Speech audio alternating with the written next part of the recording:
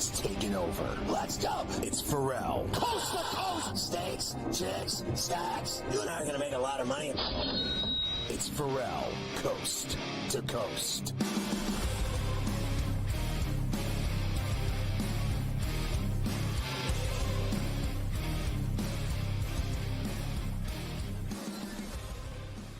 It's Ferrall Coast to Coast in the biggest way possible right here on SportsGrid and SportsGrid Radio. Great to have you with us. Carver High in for Scotty, along with, I'll bring him in momentarily, the mayor of Miami, Joe Ranieri, as we get you rocking here on a Thursday on the grid, the opening night, the real opening night of college football. I know you made it through week 0 last Saturday and got very excited with the Georgia Tech against the Florida State and late night with Hawaii and Delaware State, the Mighty Hornets. But tonight is when it really starts. You have college football full slate tonight, Friday, Saturday, a game Sunday night, a game Monday night. It is a full-blown college football weekend, and we are going to get you ready for it here today. We got a lot of baseball to get to, plenty of day action. We have got lots of NFL news, as always, to do as well. We will have Gabe Morency in hour number 1. He's always with us. Cam Stewart will be with us in hour number 2. Really, because I didn't get to talk to Cam yesterday on Golf Wednesday. The Tour Championship is going on, and I want to talk to Cam today and see where me and Cam always have to talk about the golf, and that will happen today as well. And then Adam Kaplan, our SportsGrid NFL insider, will be with us in the final hour, as per usual, on a Thursday. As I mentioned, no shot I'm flying solo today, and I cannot believe it's been so long since I have gotten to be with the mayor of Miami, the one, the only, the great, and powerful, Joe Ranieri. Hi, Joe. How are you?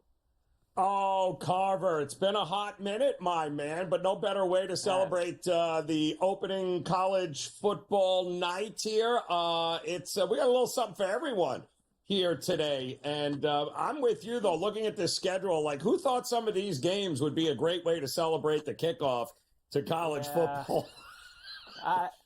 It almost is like they thought. Now, remember, we know how college football works. Like, a lot of these games are scheduled years in advance. I mean, they line these things up. But I guess they thought a couple years ago that Mac Brown in North Carolina with P.J. Fleck rowing the boat with Minnesota would have some very big opening night, Thursday night action. Remember a couple of years ago, like Minnesota played Ohio State, Penn State played, Illinois or somebody last year on that opening Thursday night game. You had somebody with a little bit of sizzle. So instead of that, I guess they feel, Joe, the sizzle will be in Boulder, right, for Dion and Colorado against North Dakota State. So we have that tonight. So you got some games, Rutgers at Howard, Missouri laying 50 points at home. I mean, you got a couple things out there for you, Joe, tonight.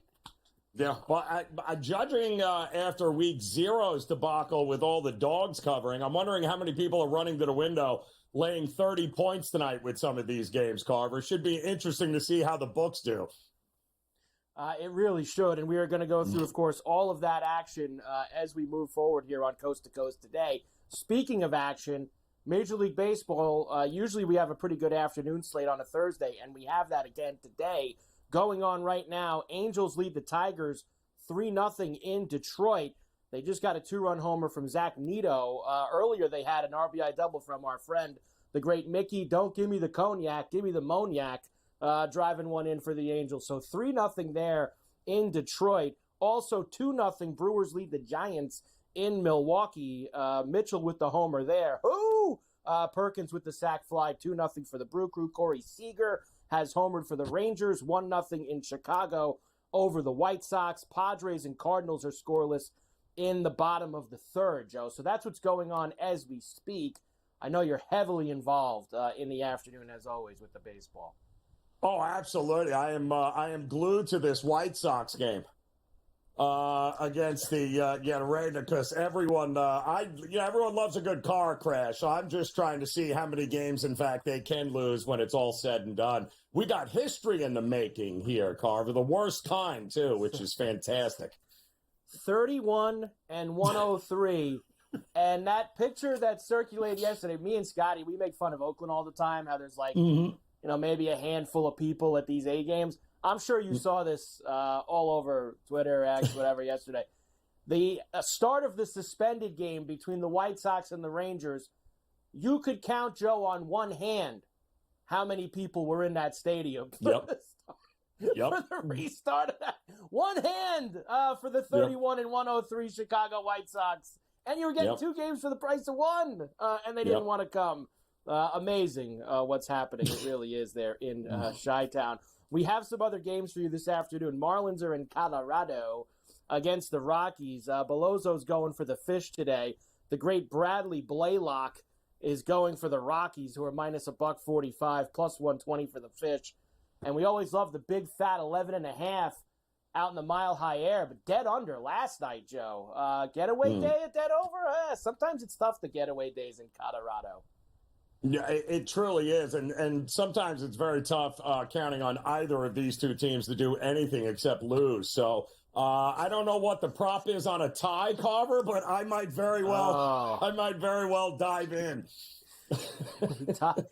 Anything's possible when you think about it, especially with two teams as bad as they are. The Marlins and the Rockies getting together.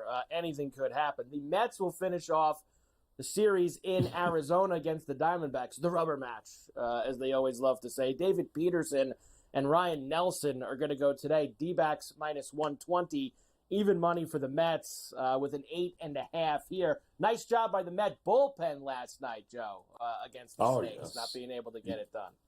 Yeah, no, well, that's a shocker here. But really, I mean, I wouldn't feel too bad, Carver, because nobody's been able to do it against Arizona since, I would say, even before the All-Star break. They're doing exactly, I hope people realize, they're doing exactly what they did a year ago at this time, and they rode that right to the World Series. You got to wonder if they're not a bet worth making right now.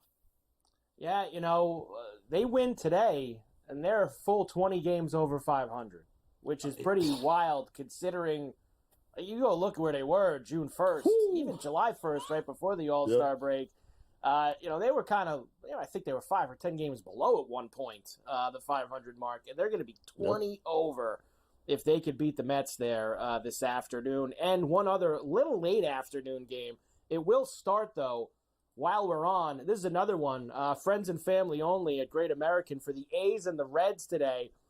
J.T. Ginn going against Julian Aguilar. What is this? A triple-A game. Minus 135 for Cincinnati today, plus $1.15 for the A's, and a nice fat 10.5. You don't get too many double digits outside of Coors Field, Joe. You don't see those too often.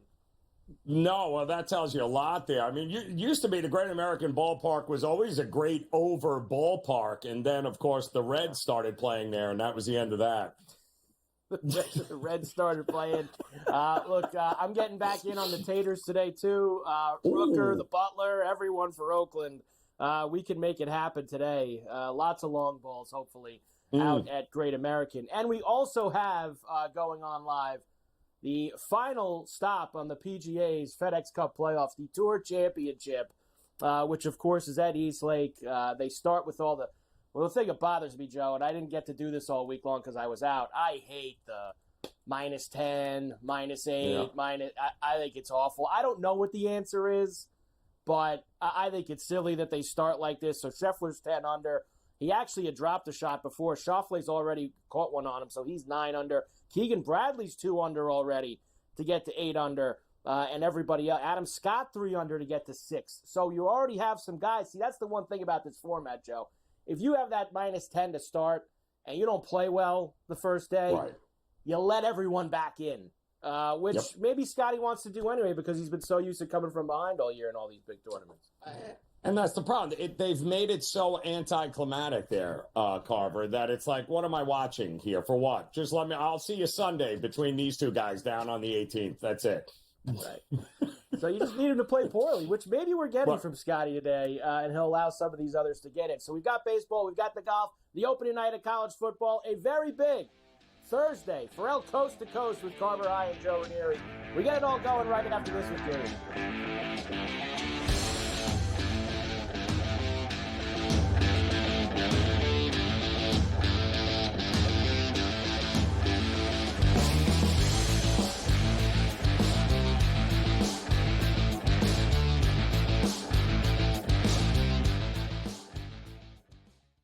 sharpest football contest show in the land. The Las Vegas Football Contest Show focuses on Circus Sports Million, Circus Survivor, and the Westgate Super Contest, handicapping the games and releasing our contest picks every week of the season. With two former Super Contest winners, Brady Cannon and James Salinas, a former NFL player, Mike Pritchard, and over $1 million in contest prize money won combined, the Las Vegas Football Contest Show will have you prepared this season like none other. Carlos Alcaraz has won the last two Grand Slam titles at the French Open on the clay and at Wimbledon earlier this summer. He enters as the favorite. You have a bunch of depth there. Francis Tiafoe, Ben Shelton. They will likely play in round 3. The winner would play Djokovic, most likely, which would be an incredible match. I like Ben Shelton as a sleeper. If Djokovic is hurt, you never know. I think Shelton's actually the guy that gets hot. The conditions favor him. The early line, only on SportsGrid. When you're really, really amazing like this, people kind of take it for granted. Same with Ohtani, right? People will sort of see, oh, Ohtani did this, Ohtani did that, and it sort of, becomes normalized a little bit. But to put in context, Aaron Judge joins the 1,000 hit club, reaches, gets it done. So earlier this month, he was the fastest player to reach 300 home runs ever. Sports Rage Late Night, only on SportsGrid. The leftover language would be the million shy of what Jefferson makes Jefferson a better player. If you want to believe that, I'm not sure I buy that he's that much better than CeeDee Lamb. Tony Pollard's gone. He's now with the Titans. I was with the Titans a couple weeks ago. He'll be their starting running back there. They're going in a different direction in Dallas, but it's all about CeeDee Lamb right now, the first of the other deals that they have to get done. Ferrall Coast to Coast, only on SportsGrid.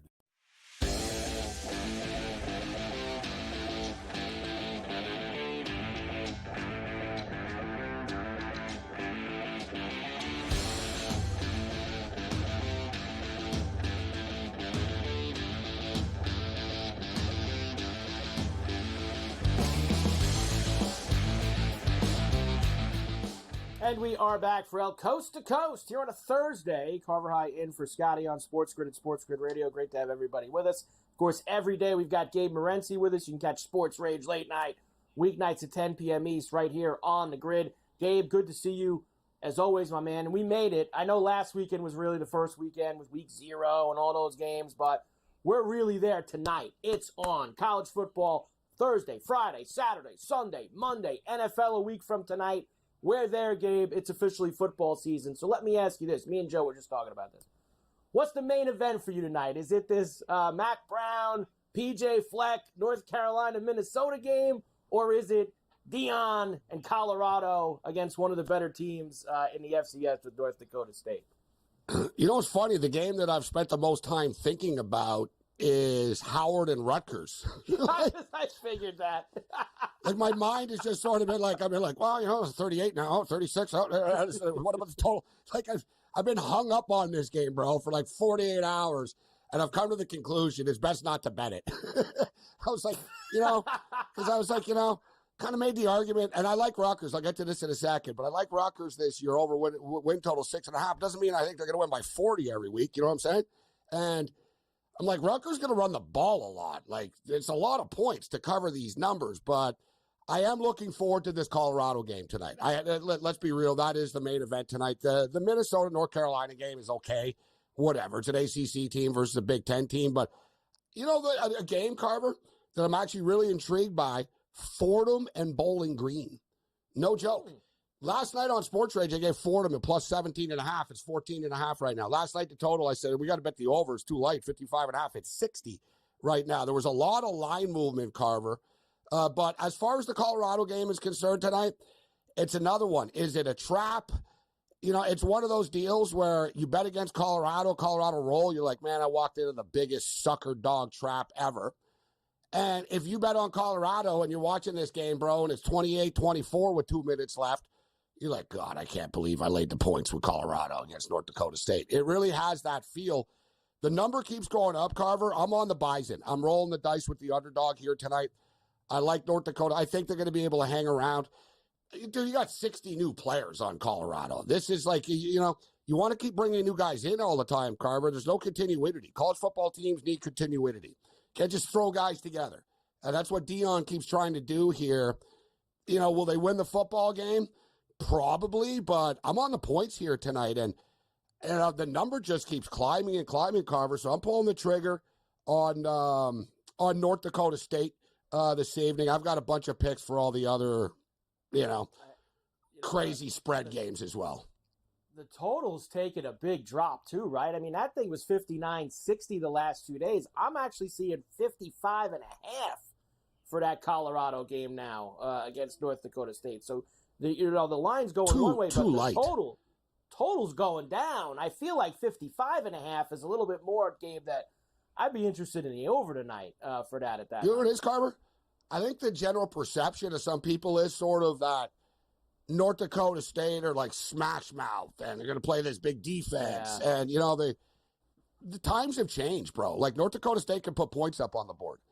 Like anybody who watches FCS football, like you need to score points in that. Like you don't win just 12-7 anymore. And Colorado's defense, let's be real. I mean, all right, you got Travis Hunter. Good for you. What about the other 10 guys on the field, right? North Dakota State are going to be able to push them around a bit. I like the physicality. They're not going to be overwhelmed. Let's be real. Colorado going to have the speed advantage in this game. But too many points, Carver. I'm on the underdog here. I like a lot of underdogs tonight, actually. Central Connecticut. This is one, Carver. No one's going to talk about this game. Central Connecticut and Central Michigan. The Battle of Centrals. Let me ask you, Carver.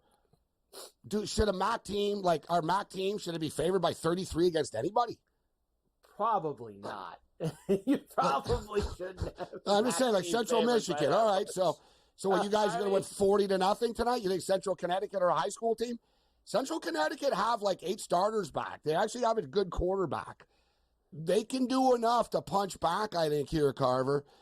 Central Michigan are going to be happy. They walk off the field. They win this game 40-10, bro. We still cover the spread, Mike. Give me Central Connecticut plus 32.5. These are so weird, Gabe, because I feel like the MAC teams used to be the teams that, got kind of thrown to the wolves with those paycheck games against. Yeah, you notice? No, now they're paying paycheck. They're like, no, we're not doing the paycheck games. And I think, Gabe, that's a product of all these leagues expanding. There being less non-conference games for these teams to play, and suddenly, because you look tonight, Toledo's playing Duquesne, Bowling Green, Fordham, Central Michigan, They're trying to get into bowl games too, Mike. Because they have the paycheck games coming up still, some of them, right? Akron's got to go to Ohio, like whatever. They do have like some paycheck games coming up. So like you said, they realize we can't like start the season 0-3 every year, guys. Yeah. Like this isn't working for us. Like we need to get a win. And I don't care who it is. Delaware State, Central Connecticut State, find me an effing opponent and let's go. You know what I'm saying? But it's too many points. It's too many points in this one. Like I said, not in all of them. Like Central Connecticut, and I'm not going to pretend I'm the biggest Central Connecticut expert, but I do watch FCS football, the top tier stuff, and they're like a mid-tier team. They're not like a bunch of punks. They're not like a clown show. Speaking of which, though, Mike, here's one for you, buddy. Sounds like a high school, doesn't it? Or like even a preschool, like elementary school. Lindenwood. I knew you were Where'd you go to high there. school? Lindenwood. Went to it doesn't sound like a high school. Lindenwood High. There's got to be a Lindenwood High somewhere in like Nebraska or something. But it's up to 48. I think Kansas named their score here. And I don't think they take the pedal off the metal. I think this is the game tonight, guys, where you have the crooked score, Mike. This is going to be the one where you're seeing a ticker in the bottom. 69-0. Oh, my God. It's going to be one of those. I'm telling you, Jalen Daniels and the Jayhawks and that offense, they're not going to let up. I think they win the game like 55-3. I'm going to lay the points. It'd be nice if Daniels actually plays this year. I know everybody got pumped up for him last year in Kansas, and he basically never played. So let's see. He's almost as good as Jaden Daniels, Carver, but he always gets hurt. He's good, this kid. Very good. Very good player. Let's hope he stays on the field. All right, we'll come back and do a few more with Gabe after this. Ferrall Coast to Coast on a Thursday. Carver Ryan for Scotty. We're back after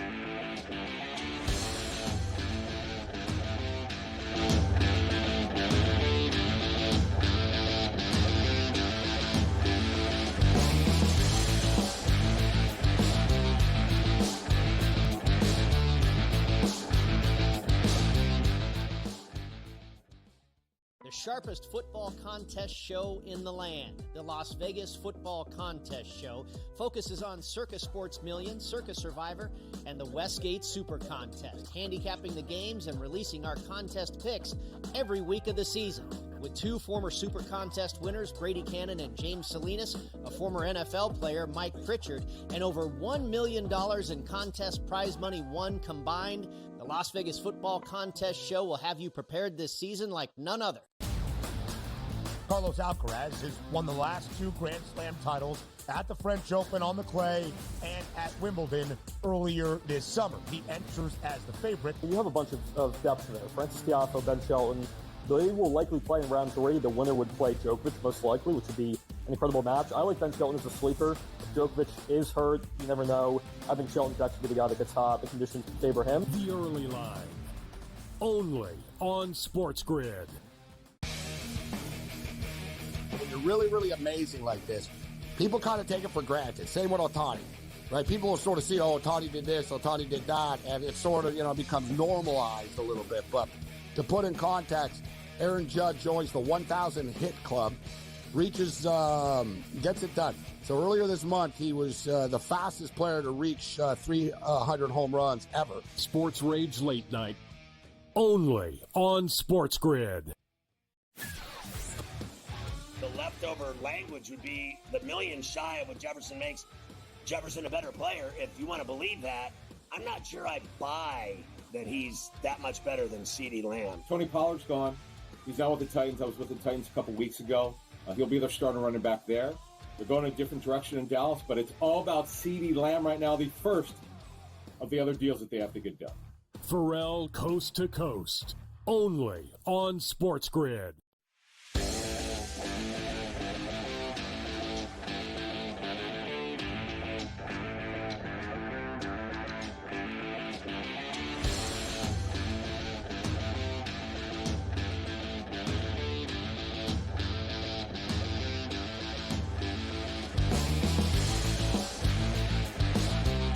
And we are back, Ferrall Coast to Coast here on a Thursday. Carver High in for Scotty on SportsGrid and SportsGrid Radio. Great to have you with us. Gabe Morency's with us, Sports Rage Late Night, every weeknight at 10 p.m. East here on the grid. All right, Gabe, so you're not with me tomorrow, so give me everything you got that you really like in terms of Friday, even anything Saturday. We got to unload it all here, Gabe, with me and you, so let's do it.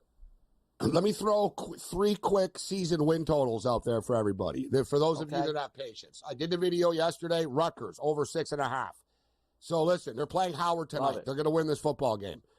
They got to go 6-5 after, Carver. We got 11 games left. You got to go 6-5 to get me to win. And Rutgers, bro. Rutgers gave up 21 points a game only last year, playing in the Big Ten. All right, they played against all the heavyweights. They gave up 21 points a game only. They have 10 players back on defense that played 300 or snaps or more. They have a great secondary. They got to get a little bit better of a pass rush going, but their defense is rock solid.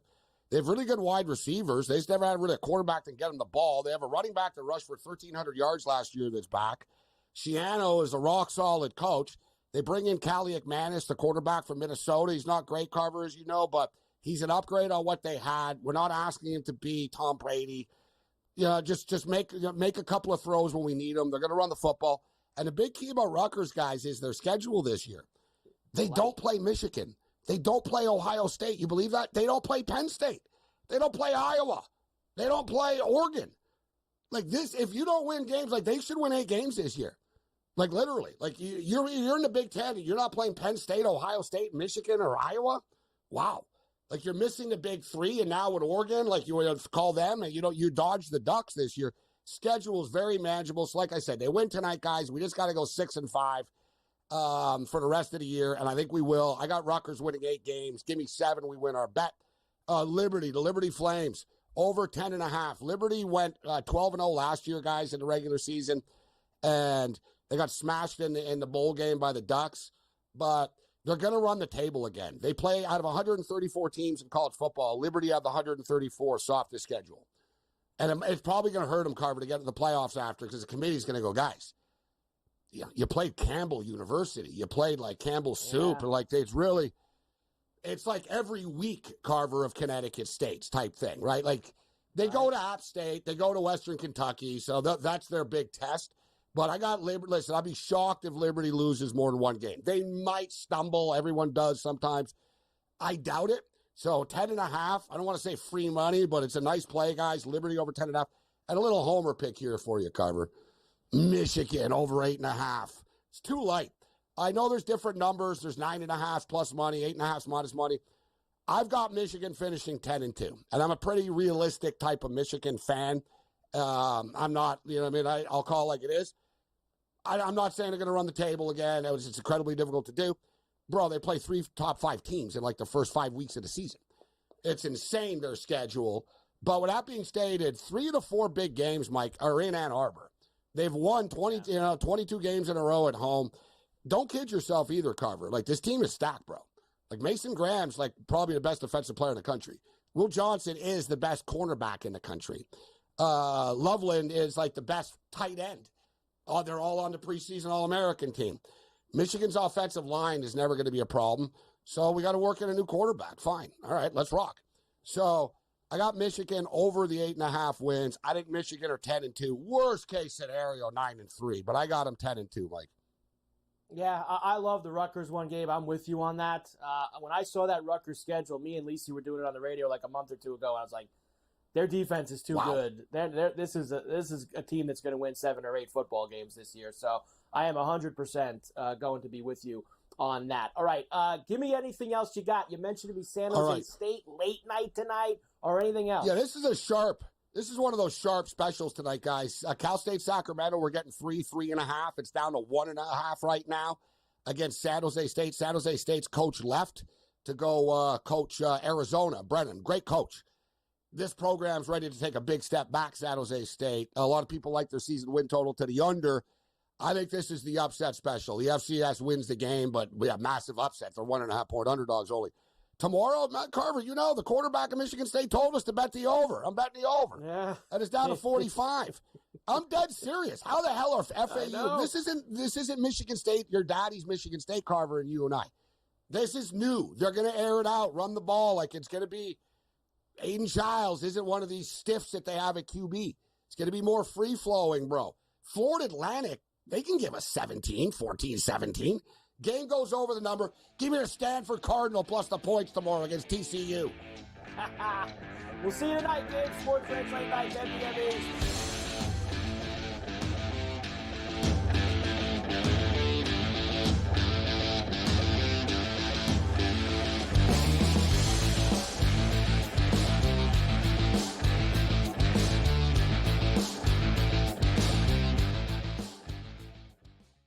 The sharpest football contest show in the land, the Las Vegas Football Contest Show, focuses on Circus Sports Million, Circus Survivor, and the Westgate Super Contest, handicapping the games and releasing our contest picks every week of the season.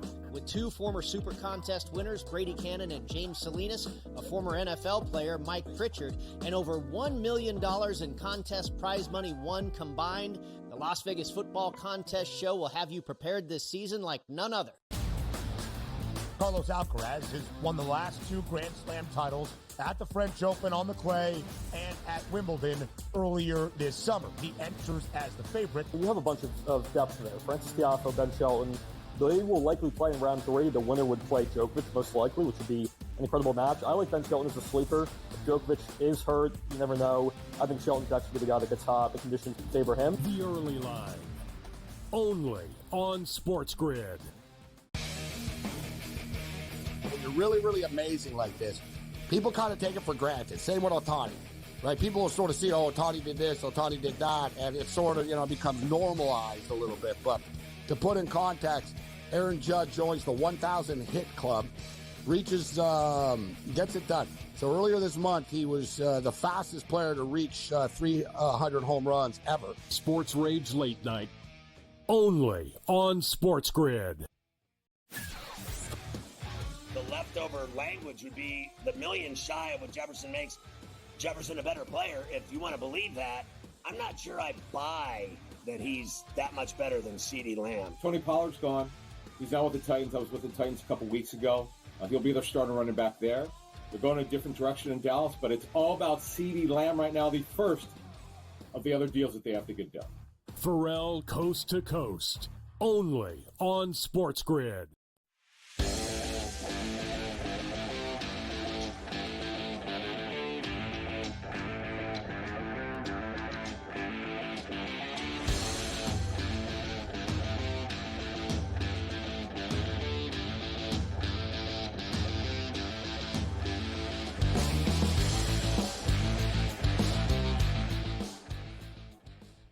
And we are back for El Coast to Coast here on a Thursday. Carver High and Joe Ranieri in for Scotty on SportsGrid and SportsGrid Radio. Great to have everybody with us here today. Last licks, Joe, for the Tigers.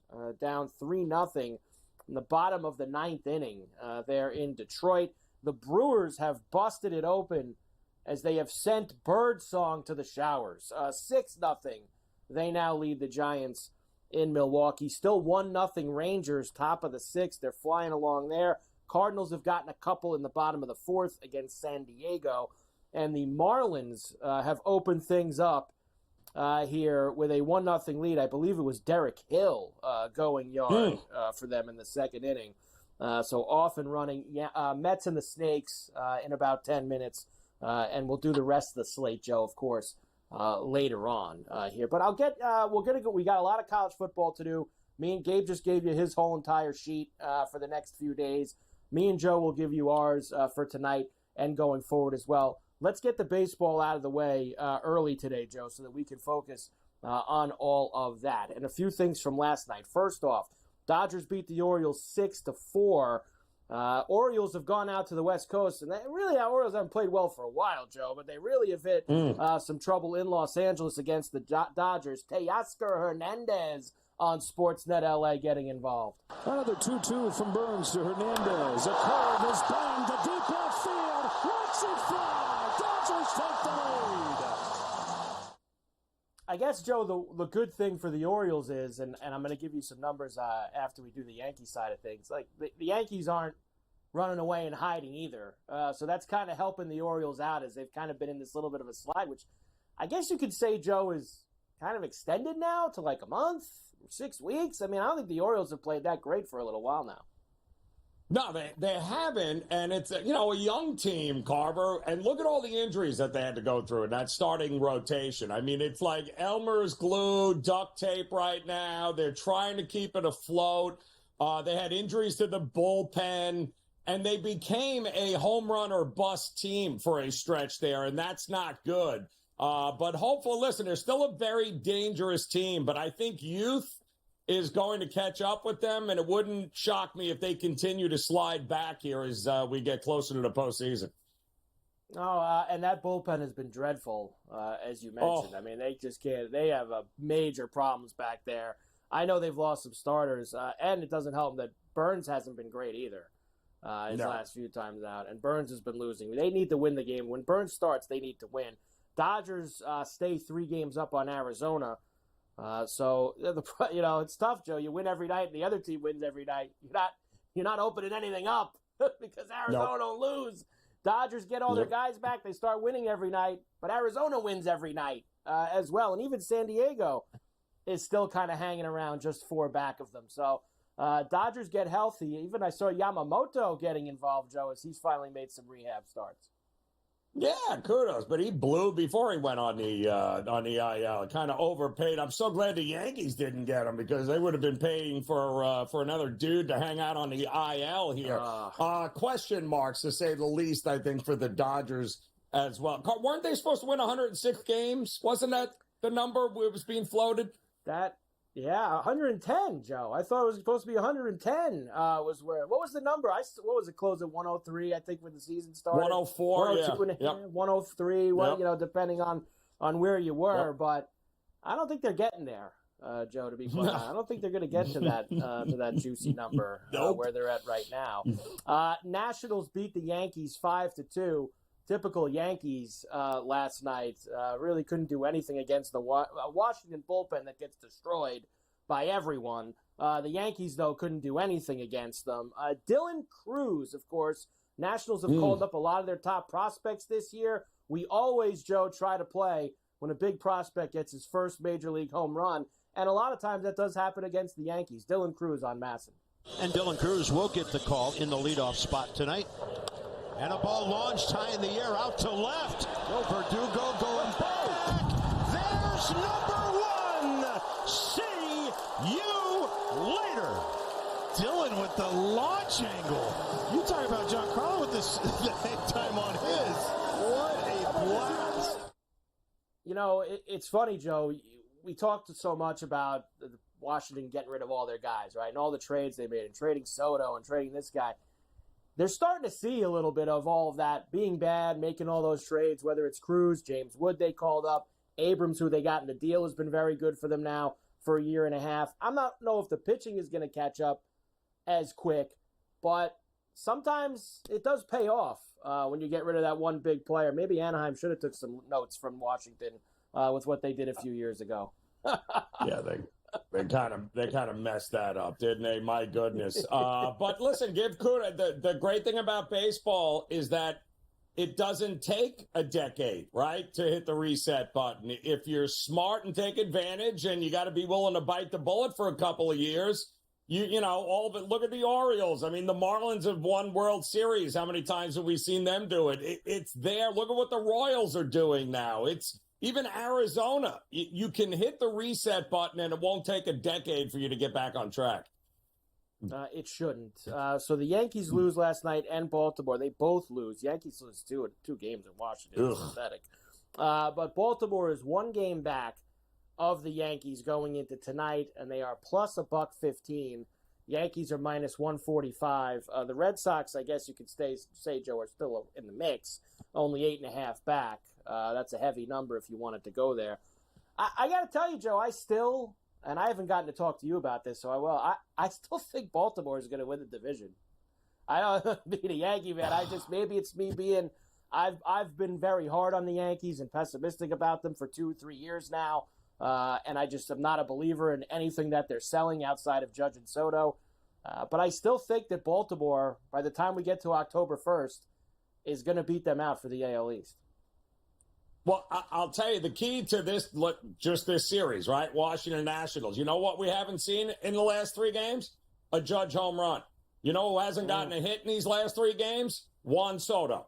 So if you control those 2 guys for extended stretches, yes, the Yankees are beatable. The problem is all you need is one of those guys to go off, and it's usually enough to carry this team. But if you can keep both of them at bay, then yes, the Yankees should not be a problem heading into the postseason.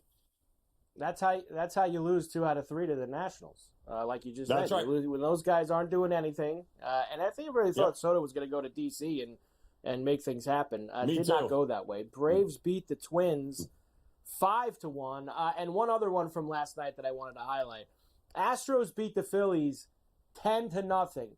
Not 1, not 2, but the hat trick, Joe, for Yordan Alvarez on Space City Home Network. Chazzy Fizz followed up by Yordan with a smash to center. 3 in a row! The big man is on fire. 3 straight home runs, a laser beam over the wall in center. I'm not sure what else to say about Yordan.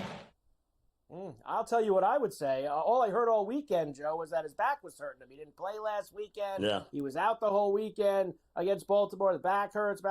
I play a lot of home runs, Joe. I get involved a lot. So, of course, that means it's like a minimum week you got to stay away from a guy. His back's hurting. He's out.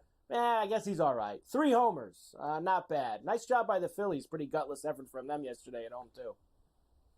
Yeah, extremely gutless, but which is why I like them even more here tonight. But doesn't it feel like the Astros they're like the best team in the West by default this year? Just by default. Are they becoming the best team in the American League? Are they going to start to become that? Or no, we're not there yet? We're not ready for that yet? Now my back hurts. I don't know. Yeah. 7-game series. They play the Yankees tomorrow, Joe. 7-game series. I think I'm taking the Astros in that spot. Ooh. Maybe that's just me going after the Yankees again. All right, Ferrall Coast to Coast here on a Thursday. Call Ryan, Joe. For Scotty, we're back into this.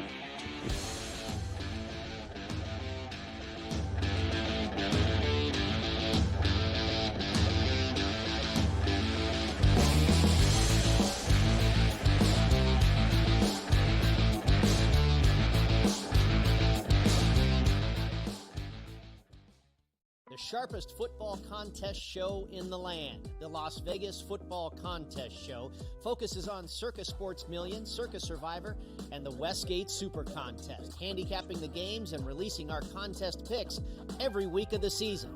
With two former Super Contest winners, Brady Cannon and James Salinas, a former NFL player, Mike Pritchard, and over $1 million in contest prize money won combined, the Las Vegas Football Contest Show will have you prepared this season like none other. Carlos Alcaraz has won the last two Grand Slam titles at the French Open on the clay and at Wimbledon earlier this summer. He enters as the favorite. You have a bunch of depth there. Francis Tiafoe, Ben Shelton. They will likely play in round 3. The winner would play Djokovic, most likely, which would be an incredible match. I like Ben Shelton as a sleeper. If Djokovic is hurt, you never know. I think Shelton's actually the guy that gets hot. The conditions favor him. The early line, only on SportsGrid. When you're really, really amazing like this, people kind of take it for granted. Same with Ohtani, right? People will sort of see, oh, Ohtani did this, Ohtani did that, and it sort of, becomes normalized a little bit. But to put in context, Aaron Judge joins the 1,000 hit club, reaches, gets it done. So earlier this month, he was the fastest player to reach 300 home runs ever. Sports Rage Late Night, only on SportsGrid. The leftover language would be the million shy of what Jefferson makes Jefferson a better player. If you want to believe that, I'm not sure I buy that he's that much better than CeeDee Lamb. Tony Pollard's gone. He's now with the Titans. I was with the Titans a couple weeks ago. He'll be their starting running back there. They're going a different direction in Dallas, but it's all about CeeDee Lamb right now, the first of the other deals that they have to get done. Ferrall Coast to Coast, only on SportsGrid.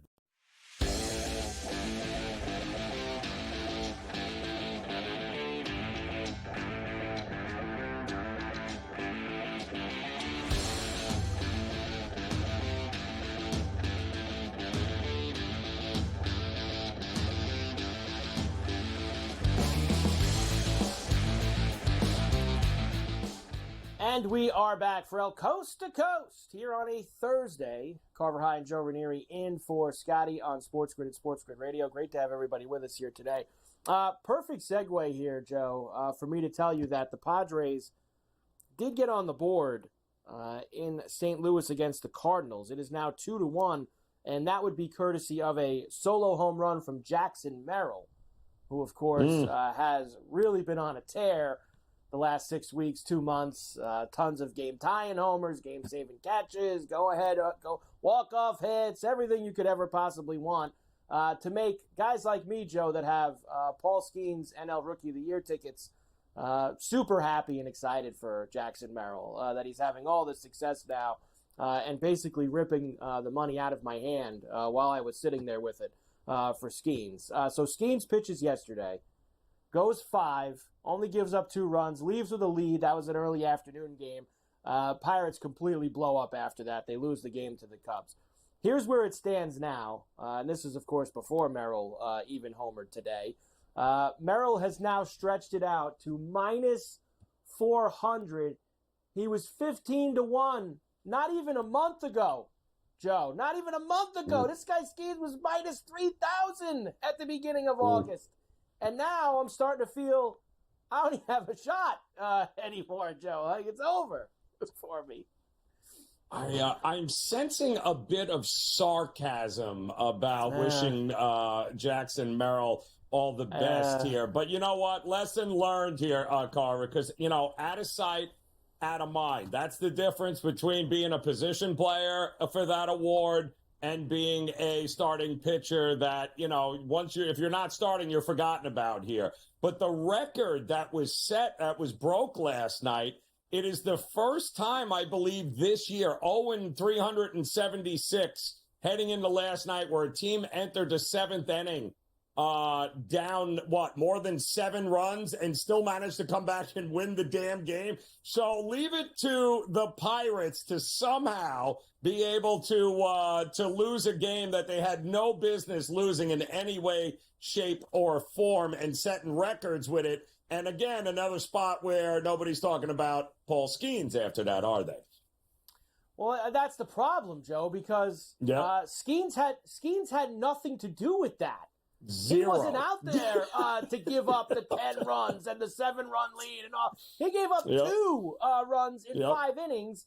And I don't know if you want to say, well, that's part of they're only going to pitch him 5 innings now every time, which they've kind of pretty much said, hey, you want us to keep using him? Well, we'll keep using him, but now he's only going to pitch 5 innings every time he goes out there.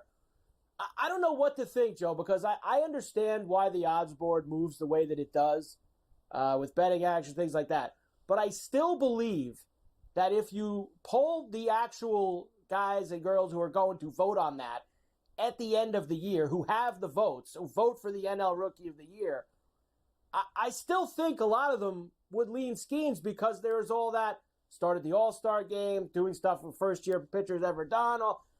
I still think this is going to be one of those ones where the odds, and we've seen this in the past a few years with some of these awards, the odds are moving one way, but the 30 people that are going to vote on it, I think are going to have a different view when they actually get in there and turn it in. I think that they're going to look at the entire body of work and some of the accomplishments that Skeens had this year. I think a lot of that is going to depend on can Jackson Merrill keep this up. And, do they lock up a postseason berth? You know what I mean? Over there. It's all to me about what have you done for me lately with this. If you would have taken the votes a month and a half ago, it's not even a question, right? But now all of a sudden he goes 5. We're talking about the Pirates being on a historic loss. Nobody's talking about that he was hitting triple digits on the gun consistently through 82 pitches. So nobody's talking about that. And I think perception is reality, and it really is what have you done for me lately? I hate hearing you say that to me, Joe. It makes me very upset that's what you're coming with me. But hey, just like they just said, we said at the beginning of August he was minus 3,000. That could swing fairly quickly in the month of September. It could swing just back the other way. Maybe Merrill misses a couple weeks. Skeens has a couple great 5-inning outings, and suddenly maybe we could push it back over to that side, which would be very helpful, Joe, if we could do that. World Series odds for you, updated. I usually give these to Scotty once a week. And the Dodgers and the Phillies are still at the top with the Yankees and the Orioles right behind them. But look who's starting to run up the board, Joe. That's Houston. That's Arizona. Braves have slid down. Padres also moving up the board now to 16. I think you were onto it earlier. Arizona's the team to start looking at, especially since they were just there a year ago. And I think that this team may be a little bit better than the one that went to the World Series last year.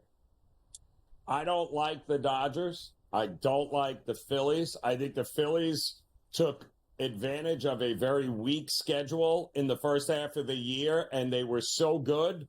I hate to say it, but I think they played their best baseball already this year.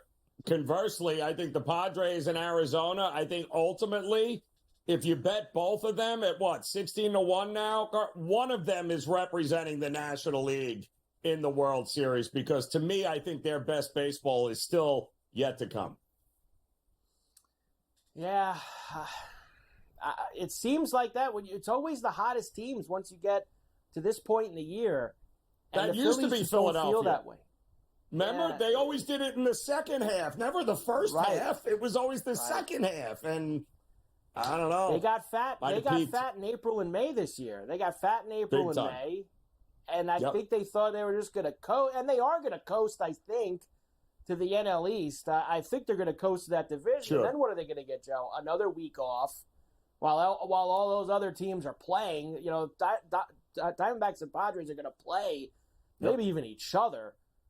In that 3-game wild card series, if it comes down to it, while the Dodgers and the Phillies sit around that weekend. And I think that that's something that's really come into play here, Joe, these last few years, is not playing for the first week of the Major League Baseball postseason. All right, Ferrall Coast to Coast on a Thursday.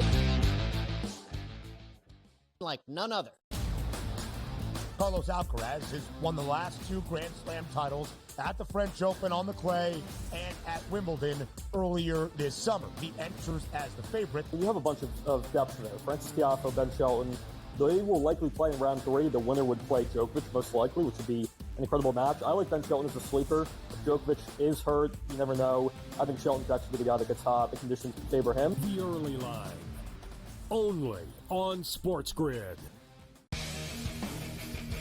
When you're really, really amazing like this, people kind of take it for granted. Same with Ohtani, right? People will sort of see, oh, Ohtani did this, Ohtani did that, and it sort of, becomes normalized a little bit. But to put in context, Aaron Judge joins the 1,000 hit club, reaches, gets it done. So earlier this month, he was the fastest player to reach 300 home runs ever. Sports Rage Late Night, only on SportsGrid.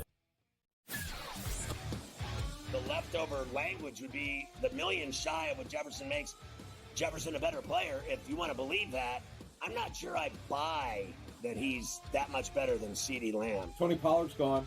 He's now with the Titans. I was with the Titans a couple weeks ago. He'll be their starting running back there. They're going in a different direction in Dallas, but it's all about CeeDee Lamb right now, the first of the other deals that they have to get done. Ferrall Coast to Coast, only on SportsGrid.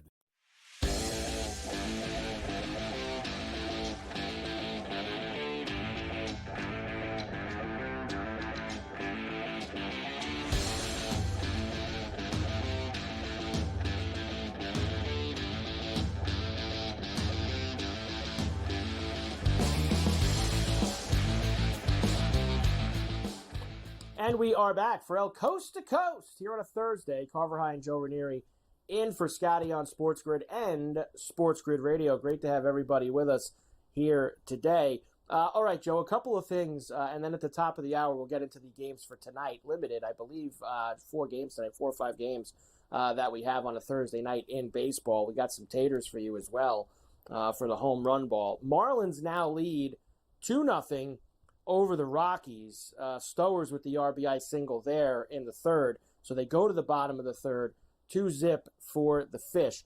The Cardinals just had bases loaded with 2 outs, and they did not get anything out of it. In fact, Joe, they had bases loaded with 1 out, and there was like a short fly ball to the left, and I guess it was big Alec Burleson on third, and they weren't sending him home. So he kind of went halfway and then turned around and went back. And then they did not get the job done after that. So 2-1, Cardinals lead the Padres. They go to the top of the 6th in St. Louis. The Mets and the Diamondbacks are underway. They're in the top of the 2nd. Arizona did have a couple guys on base in the bottom half of the 1st, but they were not able to cash in. Alonso leading off now for the Mets in that one. 6-0 Brewers, and they have 2nd and 3rd as they're beating up on the Giants today. And the Rangers got another one, 2-0. They lead the White Sox, bottom 7. So lots of afternoon action for you here, Joe, and some missed opportunities specifically by Arizona and St. Louis. Oof. The Brewers just keep scoring runs as I'm watching them around here. So the 6-0 and the Giants are just a mess. And that's another team, too, by the way, Carver. Weren't the Cubs? Everybody was supposed to win the Central but the Brewers. And yet that's another team nobody wants to seem to talk about. And yet, why not the Brewers? I don't. Why not? Pretty nice price.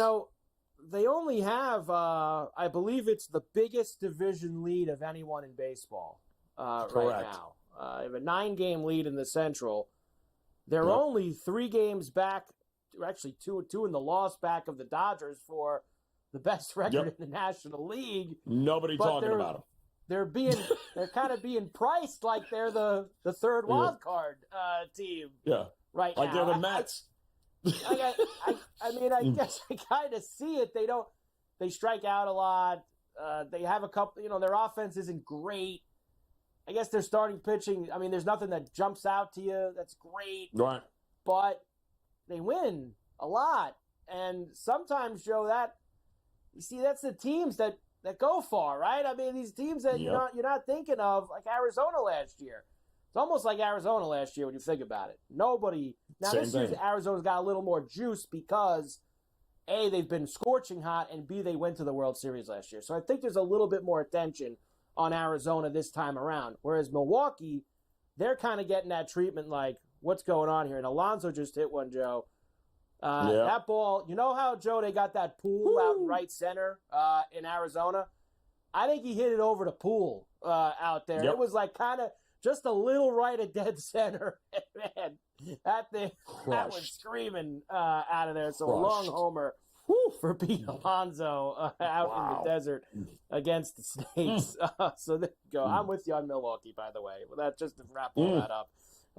Check in on the golf quickly. Scheffler minus 11. Remember, he started 10 under, so he's only 1 under through the day. But we've got guys in reach. Xander Schauffele at 10 under. He's 1 back. Wyndham Clark is 4 under today to get to 8 under. Only 3 back. Hideki Matsuyama's at 8 under. Adam Scott and Keegan Bradley at 7. And then if you go, there's only 30 golfers this week. If you scroll all the way to the bottom, Joe, you can find Rory McIlroy there, tied for 23rd. He's already 1 over today, giving shots back. And I think we said it perfectly in the break. Nothing went right for him after he walked off the 18th green at the U.S. Open. From that moment, the rest of his year was pretty – because he always performed well in the FedEx Cup playoffs. That was always a time where he got himself a big bag of money, even whether the year was good or not. He found a way to win a little something. He never was the same after that weekend. You always wondered, is he at a point now in his career where, man, walking off like he did and that kind of letdown, it's hard to recover, man. And I don't know that it gets any better, Carver. I really don't. I don't know if it gets any better either. You got to get a long off season for Rory this year. You got to get himself ready for January. Ferrall, Coast to Coast, hour number 2. We'll kick it off with tonight's baseball. Tons of college football to do because it gets going for real tonight. We're back on the grid right after this.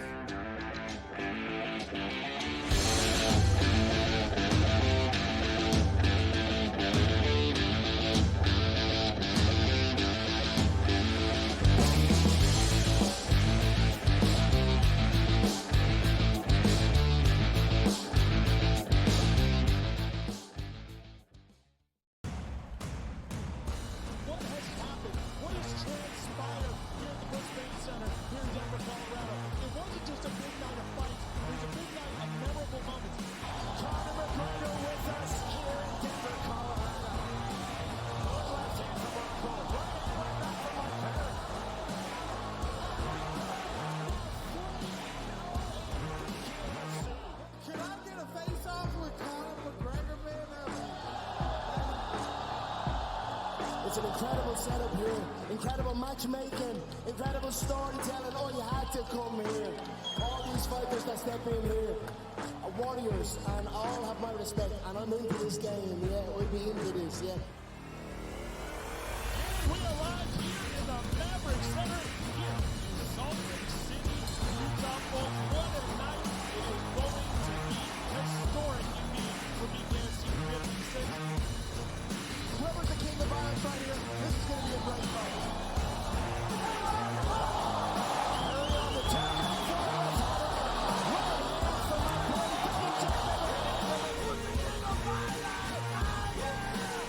Combat fighting in its purest form, bare knuckle fighting in the city of angels.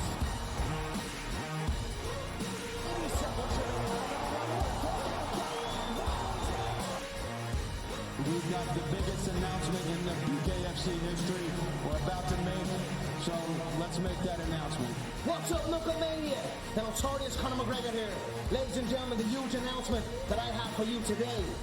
Conor McGregor, myself, and McGregor Sports and Entertainment is now an owner of Bare Knuckle Fighting Championship. Welcome to the big leagues. David Feldman, baby, we did it. He's now an owner of BKFC with us, and we're going to take this motherfucking thing all the way to the top now. Ferrall has taken over. Let's go. It's Ferrall. Coast to coast. Steaks, chicks, stacks. You and I are going to make a lot of money.